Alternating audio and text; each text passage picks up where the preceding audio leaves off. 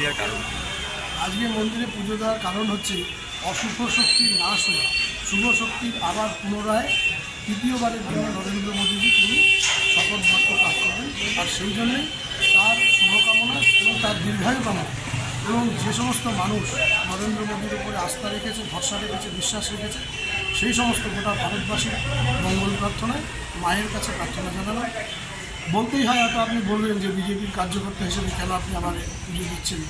তো আমার মনে হয় যে যারা চেষ্টা করেছিল আমার দলের থেকে হোক, দলের বাইরে থেকেও হোক, যারা এই বিজেপিকে হারানোর জন্য, জলপাইগুড়ি আপনারা দেখেছিলেন বিগত সময় ধূপগুড়ি উপনির্বাচনে তাবর নেতৃত্ব এনেও সেই শেষ রক্ষা হয়নি। কারণ আমার উপরে যে অন্যায় করেছিল সেই অন্যায় মা কিন্তু সাজা দিয়েছিল, হারতে হয়েছিল দলকে উপনির্বাচনে।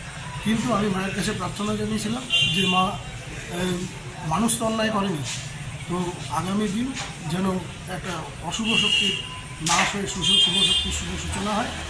মা কথা রেখেছেন, তাই মাকে মিষ্টিমুখ করিয়ে আমি নরেন্দ্র মোদীর সুস্থতা এবং দীর্ঘায়ু কামনা করছি এবং গোটা ভারতবাসীর মঙ্গল প্রার্থনা।